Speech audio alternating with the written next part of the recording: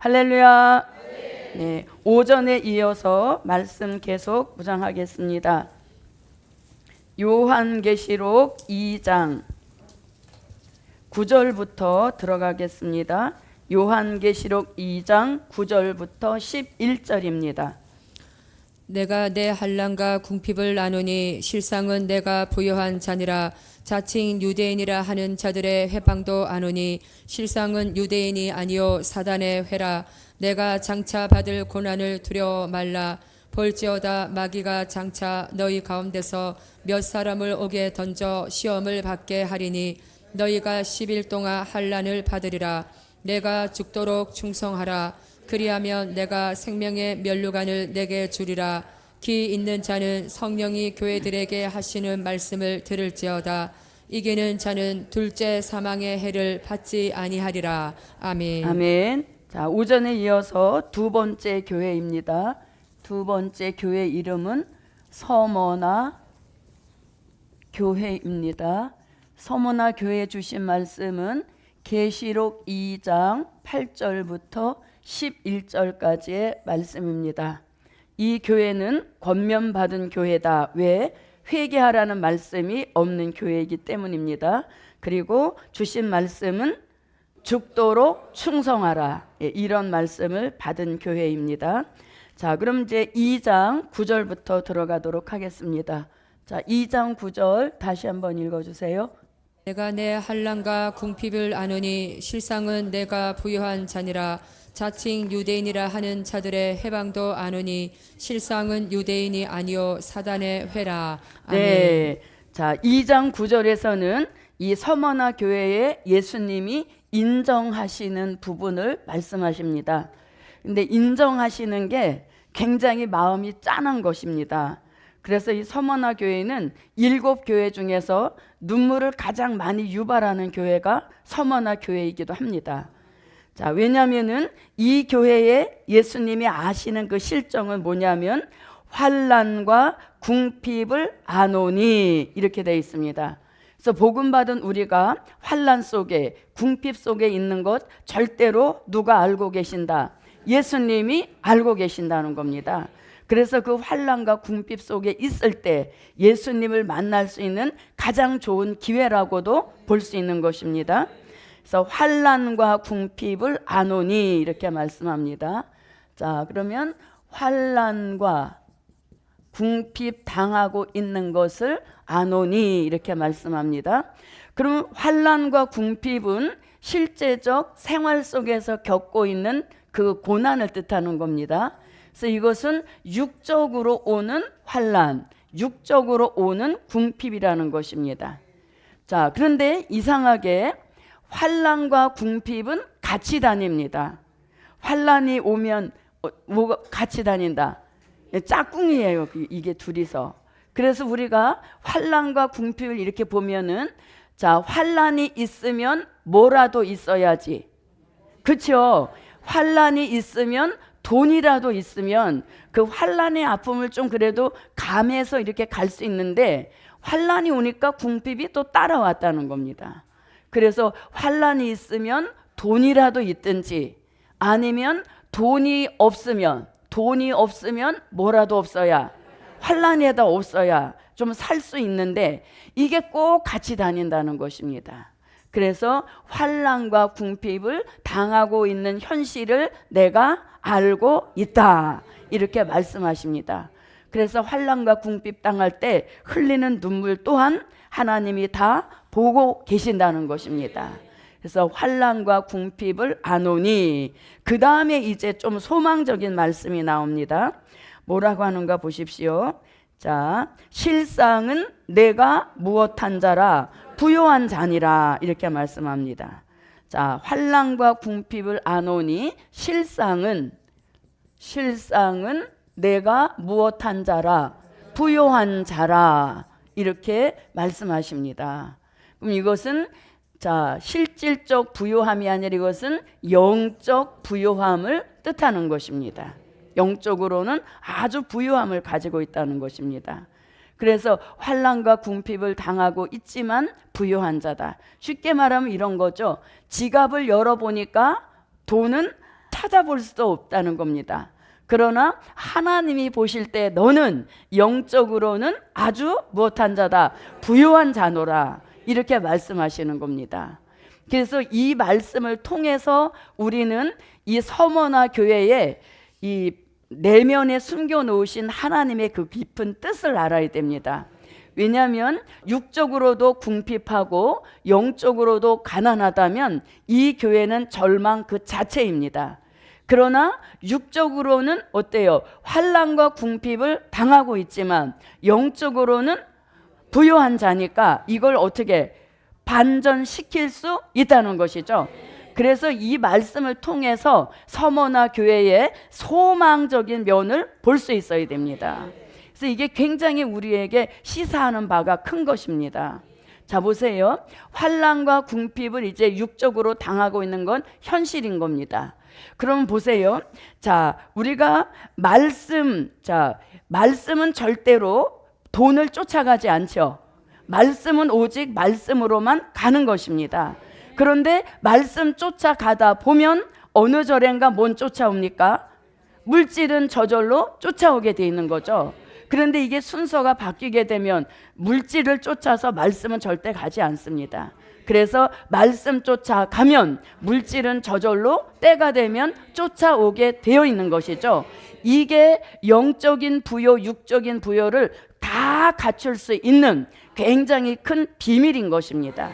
근데 우리는 자꾸 여기에 치중을 하려고 하고 이것은 보이지 않으니까 별 신경을 안 쓰지만 요게 영적인 부요함이 먼저 갖춰지면 육적인 부요함은 때가 되면 요게 따라와서 영적 부요, 육적 부요를 다 누릴 수 있게 하시는 그 절차를 말씀해 주시는 거죠. 그래서 여기서 우리는 이 서머나 교회에 주신 뭘 볼 수 있다? 소망. 예. 그래서 이게 현실적인 것이 다가 아니라 뭘 주셨으니까? 영적인 부요함을 주셨으니까 그 영적인 부요함을 가지고 환난 궁핍을 이겨내라는 것이죠. 그렇게 되면 때가 되면 환난 궁핍이 변하여서 이제는 생활의 부요함까지도 주시는 그런 역사가 있음을 알려주시는 겁니다. 자, 그럼 여기서 이제 영적인 부요함이라 했는데 이 부요함의 가장 구체적인 것은 야고보서 2장 5절을 한번 보겠습니다. 내 사랑하는 형제들아 들을지어다. 하나님이 세상에 대하여는 가난한 자를 택하사 믿음에 부유하게 하시고 또 자기를 사랑하는 자들에게 약속하신 나라를 유업으로 받게 아니하셨느냐. 아멘. 네, 무슨 부요함? 네, 근데 이 믿음의 부요함은 아무에게나 주시는 것이 아니라 뭐에 대하여 가난한 자? 네, 세상에 대하여는 가난한 자를 택하셨다 그랬죠. 그러니까 지금 이 서머나 교회하고 입장이 똑같은 겁니다. 서머나 교회도 지금 뭘 겪고 있습니까? 세상에 대하여는 가난한 것을 겪고 있는 것입니다. 그럴 때 그 서머나 교회를 택하셔서 무엇에 부요한 자를 만드신다? 믿음에 부요한 자를 만드신다는 겁니다. 그래서 요 야고보서 2장 5절을 이룬 말씀이 바로 서머나 교회인 겁니다. 자, 야고보서 2장 5절 다시 한번 봅니다. 내 사랑하는 형제들아 들을지어다. 하나님이 세상에 대하여는 가난한 자를 택하사 믿음에 부유하게 하시고 또 자기를 사랑하는 자들에게 약속하신 나라를 유업으로 받게 아니하셨느냐. 아멘. 아멘. 네, 그래서 지금 세상에 대하여는 가난한 자를 일부러 택하셔서 뭐에 부유하게 한다? 믿음에 부유한 자를 만드셔서 환난 궁핍까지도 이겨낼 뿐만 아니라 결국 육적인 부유함도 되찾아 주시는 이런 역사와 축복을 주신다는 거죠. 그래서 딱 여기 2장 5절에 맞는 말씀을 지금 서머나 교회가 가고 있는 것입니다. 자, 그러면 믿음의 부유함은 어떤 기적을 가져오는가? 히브리서 11장 1절 이런 기적을 가져올 수 있는 힘, 그게 바로 뭐다? 믿음의 부유함인 것입니다. 자, 히브리서 11장 1절입니다. 믿음은 바라는 것들의 실상이요 보지 못하는 것들의 증거니. 네, 아멘. 믿음은 바라는 것들의 실상이다 그랬죠. 그럼 지금 서머나 교회는 뭘 바라보고 있습니다? 뭘 바라보고 있습니까? 환난 궁핍은 떠나가게 하시고 이 육적인 것에도 부요함 주시기를 바라고 있는 겁니다. 그게 실상인 것입니다. 그래서 믿음의 부요함을 가지고 있으면 바라는 것을 실상으로 이루게 하시니까 이 서머나 교회는 영적인 부요함, 육적인 부요함을 다 갖출 수 있는 그런 완벽한 부요함의 축복을 주신다는 겁니다. 그래서 이 서머나 교회는 주신 부요함만 잘 활용한다면, 이미 주신 이 믿음의 부요함, 영적인 부요함만 잘 활용하면 생활에 완전 반전을 가져올 수 있는 그런 힘의 원동력은 이미 주셨다는 얘기인 것입니다. 그래서 우리가 세상에 대하여 가난하다, 그때가 바로 믿음의 부요함을 받을 수 있는 절호의 기회인 것입니다. 그런데 육적으로도 가난하고 영적으로도 가난하면 이건 어떻게 해결 방법이 없는 것입니다. 그러나 세상에 대하여 가난한 그때에 하나님이 우리를 택하셨기 때문에 이제 먼저 주신 그 믿음의 부요함을 통하여서 육적인 가난도 해결하게 하시는 이런 역사와 축복을 주신다는 것입니다. 자, 그래서 이렇게 부요함의 축복입니다. 자, 이 믿음의 부요함에 대한 축복은 사도 요한도 요한계시록 3장 18절에서 말씀하고 있습니다. 내가 너를 권하노니 내게서 불로 연단한 금을 사서 부여하게 하고, 네, 금을 사서 못하게 하라, 부요하게 하라. 그것을 우리는 믿음의 부요함이라고 하는 것입니다. 그런데 이 믿음의 부요함은 거저 주어지는 것이 아니라 여기서 사도 요한이 뭐라고 합니까? 금을 어떻게 하라? 사라, 이렇게 말씀하시죠. 사라는 것은 무슨 뜻? 대가를 치르라는 것입니다.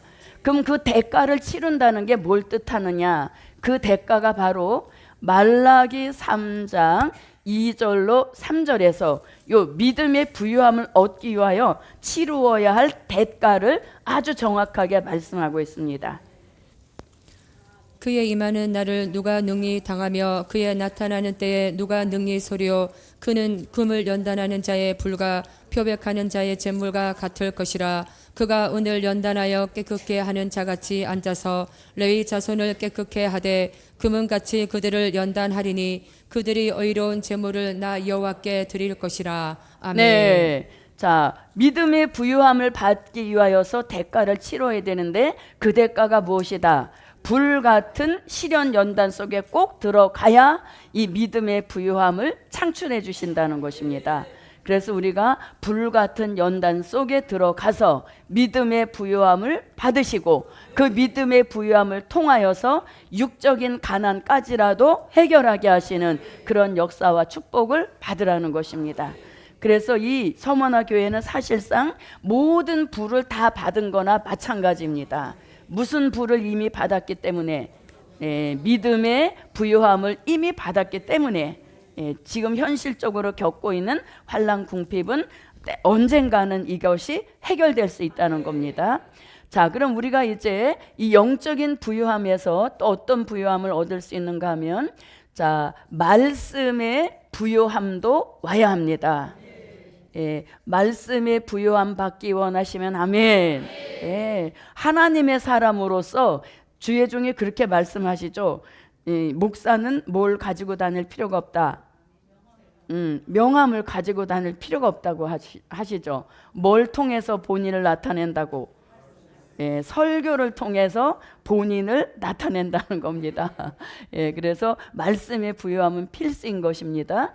자, 말씀의 부요함은 마태복음 24장 45절로 46절에서 말씀의 부요함에 대한 필요성을 말씀해 주고 계십니다.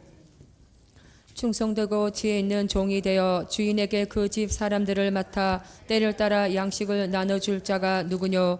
주인이 올 때에 그 종에 이렇게 하는 것을 보면 그 종이 복이 있으리로다. 네. 자, 나누어 줄 수 있다는 것은 이미 자신의 영적 창고에 무엇이 가득 채워져 있다. 말씀이 가득 채워져 있기 때문에 이제는 나누어 줘도 넉넉하게 나누어 줄 수 있다는 것입니다. 그래서 말씀의 부요함이 온 종은 나누어 주는 데까지 갈 수 있다는 것이죠. 그래서 우리가 여기 보면은 영적인 부요함은 자꾸 뭐 하라? 나누어 주라는 것입니다.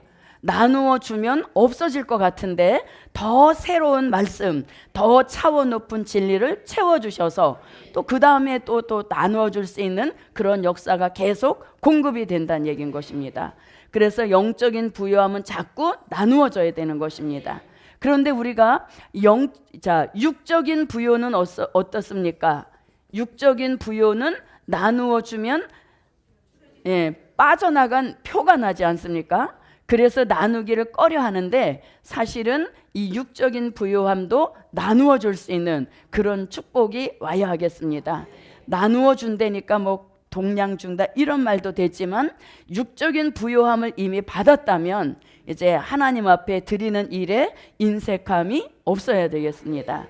그래서 이렇게 말씀의 부요함, 그럼 말씀의 부요함을 받으면 지금은 이렇게 소규모로 나누어 주지만 때가 되면 이제 무엇을 나가게 된다? 다시 예언을 나가게 되는 것이죠. 그래서 말씀의 부요함을 받아야 됩니다. 자, 그 다음에 또 은혜의 부요함도 따라와야 되겠습니다. 자, 히브리서 4장 16절에서 때를 따라 돕는 은혜를 얻기 위하여 은혜의 보좌 앞에 담대히 나가라 이렇게 말씀합니다. 히브리 4장 16절입니다. 그러므로 우리가 국률하심을 받고 때를 따라 돕는 은혜를 얻기 위하여 은혜의 보좌 앞에 담대히 나갈 것이니라. 네, 아멘. 은혜의 부요함이 와야 우리 삶 속에서 변화된 모습을 보여줄 수 있는 것입니다. 그래야 본이 되고 또 향기 나고 신부다운 삶을 살게 되는 것입니다. 자, 그 다음에 또 무슨 부요가 와야 되냐? 지혜의 부요함이 와야 합니다. 아멘. 지혜의 부요함 아무리 강조해도 지나치지 않습니다. 지혜의 부요함. 자, 지혜의 부요함을 정확하게 표현한 곳이 있는데 이사야 33장 6절을 한번 봅니다. 너의 시대에 평안함이 있으며 구원과 지혜와 지식이 풍성할 것이니 여호와를 경외함이 너의 보배니라. 네, 아멘. 구원과 지혜와 지식이 무엇할 것이니? 네, 풍성하다는 것이 뭐 왔다는 뜻? 부요함이 왔다는 뜻인 겁니다. 그래서 우리가 지혜의 부요함도 반드시 와야 뭘 살릴 수 있다? 사람을 살릴 수 있는 것입니다. 그래서 지혜의 부요함을 받아서 우리는 다니엘서 12장 9절로 10절 같이 다니엘서 12장 3절 같이 사람 살리는 역사에 그 지혜를 쓰라는 것입니다. 자, 다니엘서 12장 9절로 10절입니다. 그가 가로되 다니엘아 갈지어다 대저 이 말은 마지막 때까지 간수하고 봉함할 것임이니라. 많은 사람이 연단을 받아 스스로 정결케 하며 희게 할 것이나 악한 사람은 악을 행하리니 악한 자는 아무도 깨닫지 못하되 오직 지혜 있는 자는 깨달으리라. 아멘. 깨달은 그 지혜를 가지고 이제 3절 같은 역사가 일어나야 되겠습니다. 지혜 있는 자는 궁창의 빛과 같이 빛날 것이요 많은 사람을 옳은 대로 돌아오게 한 자는 별과 같이 영원토록 비치리라. 아멘. 네, 말씀의 부요함, 은혜의 부요, 지혜의 부요. 자, 그 다음에 하나만 더 해볼까요? 자, 사랑의 부요함입니다. 사랑의 부요함. 사랑의 부요함을 얻기 위하여서는 요한계시록 2장 4절 같이 환난 시대 주신 그 처음 사랑이 회복되어야 사랑의 부요함을 얻게 되는 것입니다. 요한계시록 2장 4절입니다. 그러나 너를 책망할 것이 있나니 너의 처음 사랑을 버렸느니라. 아멘. 네, 그래서 사랑의 부요함을 얻기 위하여서 환난 시대 처음 사랑을 완전하게 회복하여서 저도 여러분도 사랑하시는 성에 들어가서 사랑 왕국의 축복을 받는 역사가 함께 하시길 바랍니다. 자, 그 다음에 요것도 꼭 받아야 될 것 같습니다. 뭐냐면 자, 물질의 부요함. 자, 물질의 부요함도 주신다. 굉장히 필요한 역사입니다. 그런데 물질의 부요를 맨 꼭대기에다 올리진 않습니다. 왜? 위의 것이 부요함이 채워지면 이 물질의 부요는 따라오게 돼 있습니다. 따라오게 된다는 말씀이 자, 이사야 23장 18절 이사야 45장 3절, 이사야 60장 5절로 9절에서 다양한 물질의 축복의 역사를 말씀합니다. 자, 지명하신 기업, 지명하신 종, 지명하신 제단, 세 가지 중에 하나는 해당되죠. 예, 그래서 세 가지 축복 중에 하나는 해당되게 해놓으셨죠. 예, 자, 그러면 자기한테 해당되는 것을 찾아서 읽어봅니다. 자, 이사야 60장만 한번 읽어보겠습니다. 그때에 내가 보고 희색을 바라며 내 마음이 놀라고 또 화창하리니 이는 바다의 풍부가 내게로 돌아오며 열방의 재물이 내게로 옴이라. 허다한 약대 미디안과 에바의 젊은 약대가 내 가운데 편만할 것이며 스바의 사람들은 다 금과 유황을 가지고 와서 여호와의 찬송을 전파할 것이며 게달의 양무리는 다 내게로 모여지고 누바요스의 수양은 내게 공급되고 내 단에 올라 기꺼이 받음이 되리니 내가 내 영광의 집을 영화롭게 하리라. 저 구름같이 비둘기가 그 보금자리로 날아오는 것 같이 날아오는 자들이 누구뇨? 곧 섬들이 나를 앙망하고 다시스의 배들이 먼저 이르되 원방에서 내 자손과 그 은금을 아울러 싣고 와서 내 하나님 여호와의 이름에 드리려 하며 이스라엘의 거룩한 자에게 드리려 하는 자들이라. 이는 내가 너를 영화롭게 하였음이니라. 아멘. 네, 그래서 이사야 23장 18절은 지명하신 기업, 이사야 45장 3절은 마지막 때 쓰시려고 비명하신 종, 그리고 환란 시대 말세 제단에게 큰 물질 주신다는 이 예언을 이사야 선지자로 하여금 하게 하신 겁니다. 그래서 영적인 부요함을 갖추고 있으면 이 육적인 물질의 부요는 거저 주시는 축복인 것입니다.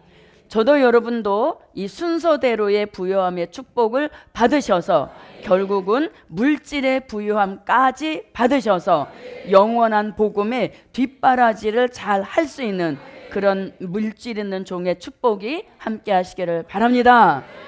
자, 그럼 이제 다시 또 와보십시오. 자, 9절. 내가 내 환난과 궁핍을 아노니 실상은 내가 부요한 자니라. 자칭 누구? 네, 자, 자칭 유대인. 그러니까 자칭이니까 진짜 유대인은 아니란 이야기인 것이죠. 또 예수님이 인정하시는 유대인도 아니라는 것입니다. 그래서 자칭 유대인이라 하는 자도 알고 있다는 것입니다. 그런데 이들은 뭐다? 회방을 하고 있다는 것이죠. 그래서 실상은 유대인이 아니고 사단의 회라는 것입니다. 자칭 유대인은 유대인이 아니라 이들은 사단의 집단이라는 것입니다. 그리고 이들이 하는 일은 뭐 하는 일? 회방 놓는 일이라는 겁니다. 그러니까 엄청 못된, 아주 못된 인종들이라는 얘기인 것입니다. 그런데 이 자칭 유대인이라는 말씀이 어디도 또 나오는가 하면 요한계시록 3장 9절에서 칭찬받은 빌라델피아 교회에도 누가 등장했다? 자칭 유대인이 등장한 것입니다. 자, 요한계시록 3장 9절입니다. 보라, 사단의 회 곧 자칭 유대인이라 하나 그렇지 않고 거짓말하는 자들 중에서 몇을 내게 주어 저희로 와서 내 발 앞에 절하게 하고 내가 너를 사랑하는 줄을 알게 하리라. 아멘. 네, 그래서 자칭 유대인은 이렇게 책망받은 교회에 나타난 것이 아니라 최소한 권면받은 서머나 교회, 그리고 칭찬받은 빌라델피아 교회에만 자칭 유대인에 나타난 공통점을 가지고 있습니다. 자, 그러면 정답부터 먼저 알려드리겠습니다. 자칭 유대인이 뭐냐? 자칭 유대인은 자기네만 최고다. 그러니까 정통성을 주장하고 나오는 교권주의를 뜻하는 겁니다. 정통성을 주장하고 나오는 교권주의를 무엇이라 한다? 자칭 유대인이라고 하는 것입니다. 자, 그러면 잘 들어보세요. 자, 초대 교회 때 예수님이 이제 율법 시대를 깨트시고 은혜 시대를 열으러 예수님이 오셨습니다. 그런데 이 예수님이 오셨는데 자, 그 당시 유대 교권주의자들이 있었죠. 그 당시는 유대교가 그 나라의 국교였으니까 유대교가 엄청난 기득권을 가지고 있는 겁니다. 그리고 모든 사람들이 다 유대교를 믿고 있는데 갑자기 예수님이 오셔서 이제는 유대교의 시대가 지나가고 왜? 제사도 폐하여졌다. 예배를 드리라는 것입니다. 할례도 폐하였다. 세례를 받으라는 것입니다. 이게 예수님이 오셔서 이제 기독교의 새로운 시대를 열어가는 것입니다. 그럼 이렇게 시대를 보는 눈이 열려진 사람들은 이미 와서 세례도 받고 이런 변화된 세상을 보게 된 것입니다. 그런데 유독 이 유대교 사람들만큼은 아니다. 뭐는 하나님을 섬기는 데는 유대교가 최고다. 유대교밖에 없다 하면서 오히려 예수님을 핍박하고 또 예수님을 뭐라고까지 합니까?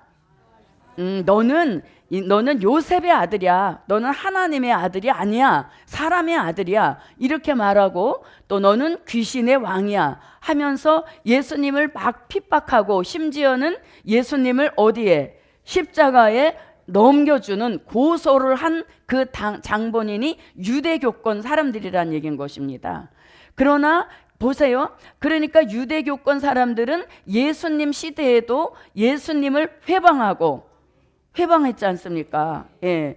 예수님을 회방하고 예수님을 핍박하는 그런 역사가 있었지만 결국 예수님을 통하여서 유대교권의 시대는 지나가게 하시고 이제 기독교가 새로운 역사를 시작하는 일에는 절대로 지장받지 않았다는 얘기인 것입니다.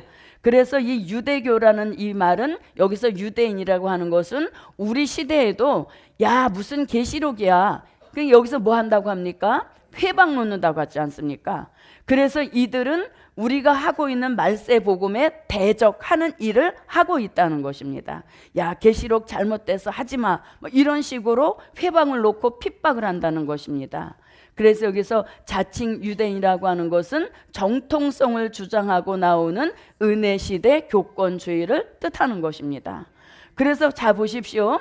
유대교의 지도자들은 메시아가 오실 것을 알고 있었죠. 제일 가장 정확하게 알고 있는 사람들이 유대교의 지도자들이었습니다. 그런데 막상 그들이 바라는 예수님이 오셨지만 유대교권만 계속 강조하는 겁니다. 그러나 흐르는 하나님의 역사는 절대로 막을 수 없었습니다. 그와 마찬가지로 우리 시대에도 계시록을 들고 나오니까 정통성을 주장하고 나오는 은혜시대 교권들이 회방 놓고 있다는 겁니다. 그런데 잘못해서 책망받은 교회에 이렇게 등장해서 회방 놓는 것이 아니라 제대로 하고 바로 하는 그런 교회에만 나타난 특징을 가지고 있다는 것이죠. 그렇지만 이 회방이 있다고 해서 이 복음이 중단되지는 않는 것입니다. 뭐로 쓰임받을 뿐, 악역으로 쓰임받을 뿐인 것이지 오히려 그들로 인하여서 이 마지막 복음은 더 힘을 받게 되는 이런 역사를 받게 되는 것입니다. 그래서 이것은 자칭 유대인이라고 하는 것은 이런 의미를 갖고 있는 것입니다. 그래서 회방 놓는 세력이다. 그들은 사단의 집단에 불과하다. 이걸 이제 인식시켜주고 계시는 것입니다. 무슨 뜻인지 아셨겠습니까? 네, 그래서 자 다시 그럼 9절로 와 보십시오. 내가 내 환난과 궁핍을 아노니 실상은 내가 부요한 자니라. 자칭 유대인이라 하는 자들의 회방도 알고 계신다는 겁니다. 그러니까 말세복음이 핍박을 받고 말세복음이 여러 가지로 장애와 장벽이 부딪히는 것, 이거 다 누가 알고 계신다? 예수님이 다 알고 계신다는 겁니다. 그러니까 그게 쫄을 필요도 없는 것입니다. 예. 왜? 이거는 말씀대로 가게 되어 있는 것입니다. 그래서 초림의 주가 오셨을 때도 유대교권이 교권을 들고 나와서 막 회방했지만 결국은 흐르는 시대를 막지 못했다는 얘기인 것이죠. 똑같은 일이 우리 시대에 한 번 더 있게 된다는 얘기인 것입니다. 자, 그 다음에 이제 또 보겠습니다. 유대인이라 하는 자들의 회방도 안 오니 실상은 유대인이 아니요 사단의 집단이라는 것입니다. 그래서 그들은 교권을 위장하고 나오지만 속으로 들어가 볼 때 주님이 보실 때 그들은 무슨 집단에 불과하다? 예, 사단의 회, 사단의 집단에 불과한 것이고, 말세복음 하지 못하도록 하는 것은 어떤 정당성이 아니라 그것은 회방이다, 이렇게 지금 말씀하고 계시는 겁니다. 자, 그럼 이제 9절만 해도 환난궁핍 당하고 있고 또 회방도 받고 있고 이것만 해도 막 정말 쩔쩔매고 있는 상황인데 10절과 같은 일이 또 한 번 일어납니다. 자, 10절을 읽어주십시오. 내가 장차 받을 고난을 두려워 말라. 볼지어다 마귀가 장차 너희 가운데서 몇 사람을 옥에 던져 시험을 받게 하리니 너희가 10일 동안 환난을 받으리라. 내가 죽도록 충성하라. 그리하면 내가 생명의 면류관을 내게 주리라. 아멘. 자, 여기서 이제 또 보세요. 하나가 또 찾아옵니다. 내가 장차 받을 무엇을? 고난이 또 찾아온다는 겁니다. 현재 뭐도 받고 있는데 환난과 궁핍 당하는 것만도 힘에 겨워서 지금 막 쩔쩔매고 있는데 거기다가 또 고난까지 찾아온다는 것이죠. 장차 받을 고난이 또 하나 온다는 것입니다. 그런데 이 고난이 와도 못하지 마라. 네, 그 고난을 못하지 마라. 두려워하지 마라. 이렇게 말씀하시죠. 고난. 그러니까 이 교회는 환난, 궁핍, 고난, 또 조금 가보면 또 시험도 하는 게 나옵니다. 그러니까 우리가 비켜가려고 하는 걸 다 모아놨죠. 우리 환난 다 비켜가려고 합니다. 궁핍도 비켜가려고 하죠. 또 고난, 시험 다 이거 안 왔으면 좋겠죠. 다 불청객이죠. 그런데 이건 어쩔 수 없이 겪고 가는 이야기라는 얘기인 거죠. 자, 보세요. 고난이 우리한테 얼마나 필수인가 보십시오. 자, 이사야 48장 10절을 한번 보겠습니다. 이사야 48장 10절입니다.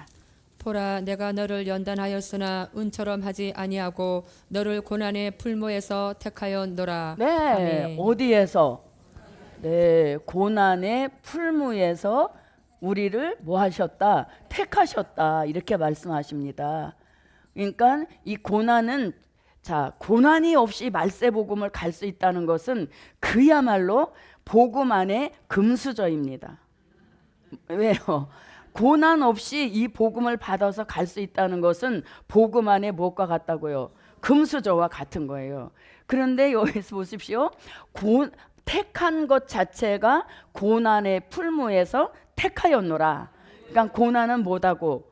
필수라는 얘기인 것이죠. 그래서 여기까지 오기에 뭐 고난 이렇게 얘기하라 하면 다 뭐 일장 연설을 하실 수 있을 정도로 고난을 겪고 온 것이죠. 예, 그래서 우리가 고난 속에 있으면 나오는 건 뭐밖에 없어요. 풀무 속에 들어가 있으니까 연기가 나고 뜨거우니까 어떻게 해요? 눈물 흘리는 것이죠. 그래서 고난 속에 있을 때 뭐는 날지언정, 눈물은 날지언정 무슨 대상은 아니다. 왜? 두려워하지 마라 했으니까 고난이 눈물은 나게 할지언정 두려움의 대상은 아니라는 것이죠. 고난의 아픔은 있어도 그 고난이 패배의 원인이 될 수는 없다. 네, 그래서 고난을 통해서 우리는 더 성장하는 것입니다. 말세의 사명자로도 단단해지는 것이죠. 그래서 고난 없이 오는 사람은 흐물흐물한 거예요.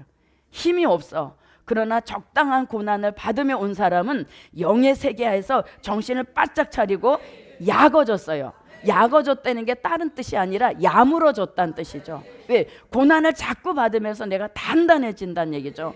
그래서 독립적인 신앙을 가질 수 있다는 얘기인 것이에요. 그래서 그래서 뭐라고 합니까? 바울이 로마서 8장 17절로 18절을 한번 보겠습니다. 자녀이면 또한 후사 곧 하나님의 후사여 그리스도와 함께한 후사니 우리가 그와 함께 영광을 받기 위하여 고난도 함께 받아야 될 것이니라. 생각건대 현재의 고난은 장차 우리에게 나타날 영광과 좋게 비교할 수 없도다. 아멘. 아멘. 현재에 오는 고난은 장차에 올 영광과 좋게 비교할 수 없도다. 그 유명한 바울 사도의 말씀인 것입니다. 그래서 이 서머나 교회에 나타나신 예수님은 무슨 모습으로 전에 내가 죽었었노라. 나타나신 모습이 죽었다는 모습으로 나타나셨죠. 자, 8절을 읽어봅니다. 서머나 교회 사자에게 편지하기를 처음이요 나중이요 죽었다가 살아나신 이가 가라사대. 그래서 이 교회는 나타나신 예수님과 굉장히 연관성이 있죠. 그래서 고난, 예수님도 처음에는 죽으셨지만 뭐 하셨어요? 부활하심으로 영광을 한 몸에 다 받으신 그런 역사가 있었습니다. 그래서 고난, 죽어라 죽어라 끝나지 않는 것입니다. 고난 끝에 뭘 주신다? 영광. 고난을 제대로 받게 되면 그 결말은 영광이라는 것이죠.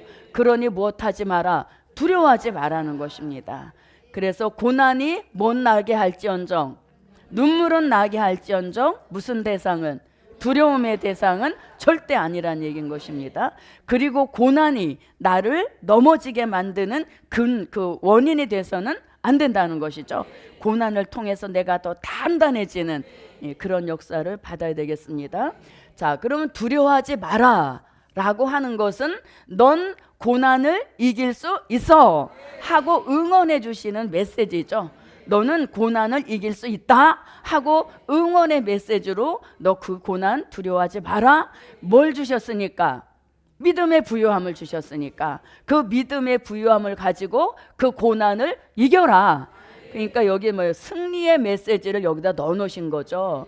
그러니까 뭡니까? 이미 주신 믿음의 부요함을 가지고 이 고난을 못하라. 이기라는 것이죠. 고난을 이기라는 것입니다. 고난을 통해서 우리가 나빠지면 안 되는 것입니다. 고난을 통해서 점점 더 우리가 다듬어지는 거죠. 그래서 풀무에 넣으신다는 것입니다. 그래서 주신 믿음의 불을 가지고 현재 장차 받게 될 고난을 이겨라. 그런 뜻으로 두려워하지 마라. 그럼 두려워하지 마라는 말씀이 이미 벌써 두 번째 나오죠. 어디서도 나왔습니까? 요한계시록 1장 17절에서도 이미 두려워하지 마라는 말씀을 하고 있습니다.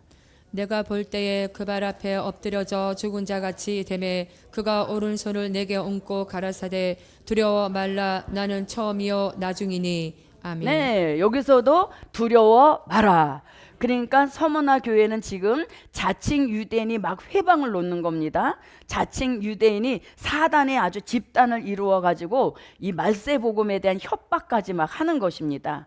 그런 것을 뭘 하라? 그런 것들에 대하여서 두려워하지 말라는 것입니다.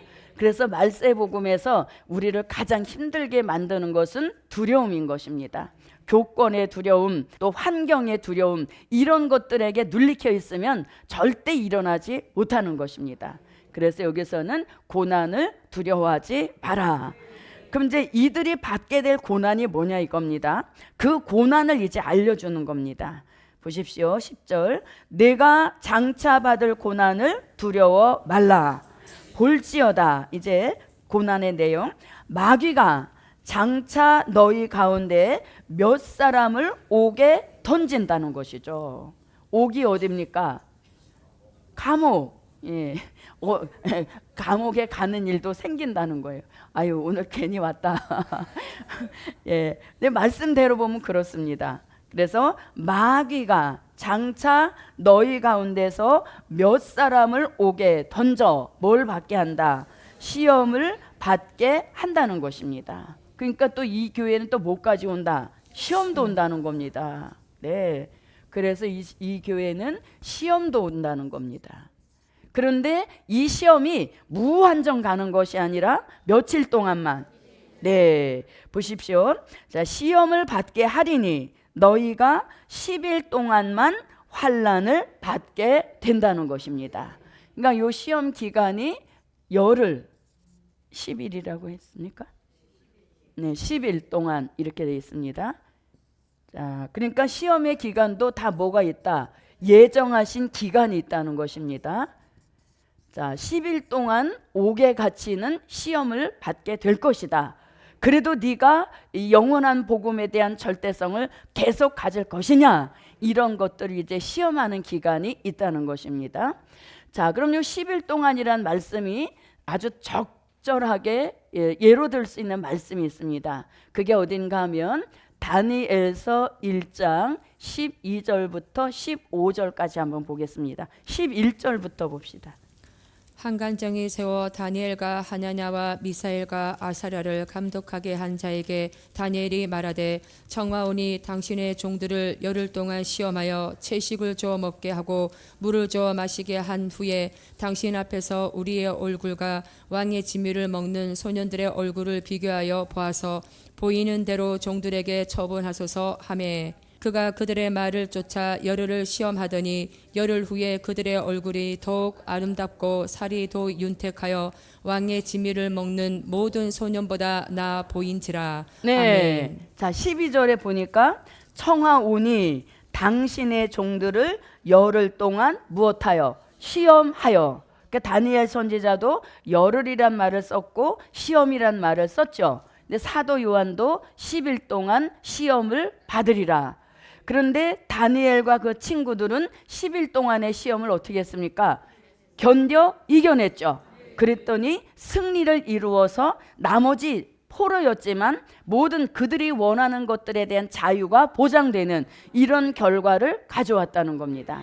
그러니까 이 서머나 교회도 며칠만 10일 동안인 거죠. 그럼 이 10일 동안이라는 말씀이 하루 이틀 사흘 이렇게 해서 진짜 10일이라는 의미도 되지만 우리가 0부터 시작을 해서 10까지 오면 또 다른 단위로 넘어가죠. 10까지 오면 다른 단위로 또 넘어가잖아요. 11, 12 이래서 또 20이 되고 또 이렇게 되잖아요. 그래서 10일 동안이라는 말씀은 실질적 열흘이다 이런 말씀도 되지만 만수, 그러니까 이게 뭐예요? 마지막 시험이다. 이것만 잘 견디면 더 이상 시험 없다. 그런 말씀으로 이렇게 받으셔도 무방한 것입니다. 그래서 진짜 열흘이다 이런 의미도 되지만 10은 딱 만수입니다. 그리고 그 다음으로 다른 수가 이어지듯이 딱 만수. 그러니까 이건 뭐를 뜻한다? 마지막 시험이라는 겁니다. 그러니까 요것만 어떻게 잘 견뎌서 이겨라. 그러면 똑같은 시험은 또 오지 않는다. 이런 의미를 가지고 있는 것이죠. 그래서 자, 그럼 이제 또 와보십시오. 그러니까 우리가 시험에 들어있을 때 요걸 잘 기억해야 되겠습니다. 자, 시험을 받게 하리니 너희가 10일 동안 환난을 받으리라. 그러니까 허락 속에 이제 받게 되는 겁니다. 자, 받으리라. 그런데 이미 뭐 하지 말라고? 두려워하지 마라. 이렇게 해놓으셨으니까 넌 그 10일 동안의 시험도 이긴다 하는 그런 의미를 포함하고 있는 것입니다. 자, 그러면서 10일 동안 환난을 받으리라. 내가 못하라. 네, 그러니까 이 교회는 우리가 꺼려하는 게 다 모여 있죠. 충성하라 이러면은 아멘이 잘 안 나오지 않습니까? 아유, 젊어서 다 했는데 이제 뭐 이렇게 하면서 충성도 젊은이한테 밀어주려 하잖아요. 좋은 건 안 밀어주려고 하고. 그래서 여기서 또 충성이라는 말씀도 나옵니다. 그래서 서머나 교회에 요 말씀대로만 이루어가면 정말 신앙이 남다른 신앙으로 이렇게 완성이 되는 겁니다. 남들이 하기 싫어하고 다 꺼려가는 것들을 여기다 모아놨기 때문에 요걸 그대로 이루어가면 어디 가도 부작용 없는 정말 모범적인 말세 사명자가 되게 하시는 그런 말씀을 다 골라다 놨죠. 그래서 여기서 무엇하라? 죽도록 충성하라는 것입니다. 네, 죽도록 충성하라. 그러면 자, 맹목적 충성은 안 되는 거죠. 맹목적 충성은 아무 효용이 없는 겁니다. 그럼 우리는 뭘 위해서 죽도록 충성하느냐? 요한계시록 1장 1절 같이 이제는 될 일의 말씀을 위하여 무엇하라? 죽도록 충성하라. 그러니까 이제 충성의 그 대상이 바뀌어졌어요. 지금까지는 은혜 시대에 된 일의 말씀에다가 내가 모든 걸 다 올인했는데 이제는 될 일의 말씀으로 충성의 대상을 바꾸라는 것이죠. 그리고 요한계시록 14장 6절 같이 무슨 복음? 네, 이제는 이게 바뀌어져야 하나님이 인정하시는 충성이다. 예, 그렇게 볼 수 있는 겁니다. 자, 요한계시록 1장 1절입니다. 예수 그리스도에 계시라. 이는 하나님이 그에게 주사 반드시 속히 될 일을 그 종들에게 보이시려고 그 천사를 그 종 요한에게 보내어 지시하신 것이라. 아멘. 네, 이제는 무슨 말씀을 위하여? 될 일의 말씀을 위하여서 충성하되 얼만큼? 죽을 만큼 충성하라는 것입니다. 그리고 복음도 이제는 천국 복음이 아니라 영원한 복음. 그러니까 충성도 지혜 있게 해야 됩니다. 충성도 시대 맞게 해야 된다는 얘기인 것입니다. 계시록 14장 6절입니다. 또 보니 다른 천사가 공중에 날아가는데 땅에 거하는 자들 곧 여러 나라와 족속과 방언과 백성에게 전할 영원한 복음을 가졌더라. 아멘. 네. 자, 그러면 죽도록 충성하라. 이건 뭐냐? 복음에 아주 뭐하라? 올인하라는 것입니다. 남는 짜투리 시간을 드리는 것이 아니라 거기에 아주 내 모든 것을 다 올인하라는 것입니다. 예, 올인. 거기에 아주 미쳐서 살으라는 것입니다. 자, 그래서 우리가 표현이 좀 거칠었다면 죄송합니다만, 예, 그 정도가 돼야 된다는 것이죠. 예, 그래서 우리가 물질로도 충성하고 다양한 충성이 있지만 복음 앞에 아주 올인해서 내 관심과 모든 초점은 다 될 일의 말씀, 영원한 복음에만 딱 맞춰지는 이런 역사를 가리키는 것입니다. 자, 그러면 죽도록 충성하라. 그걸로 끝이는 것이 아니라 주시는 복이 있습니다. 그게 뭐다? 생명의 면류관을 내게 주리라. 생명의 그 다음에 면류관을 내게 주리라. 이렇게 했습니다. 자, 그러면 이 생명이라고 할 때 생명의 면류관, 이렇게 본문에선 이어서 붙여서 말씀하셨는데 이렇게 띄어서 설명하는 것이 더 이해가 쉽습니다. 생명이라고 하는 것은 뭐냐? 이사야 25장 6절로 8절 같이 마지막 복음 있는 복음의 뜻 있는 종들에게 항상 사망의 세력이 걸리적거린단 말입니다. 그게 항상 우리의 의식을 약하게 만든단 말입니다. 그래서 그 사망을 멸하시는데 일회적 멸함이 아니라 영원히 멸하셔서 어떤 몸을 만들어 주시느냐? 고린도전서 15장 51절로 54절 같은 이런 역사를 이루신다는 겁니다. 자, 한번 읽어봅니다.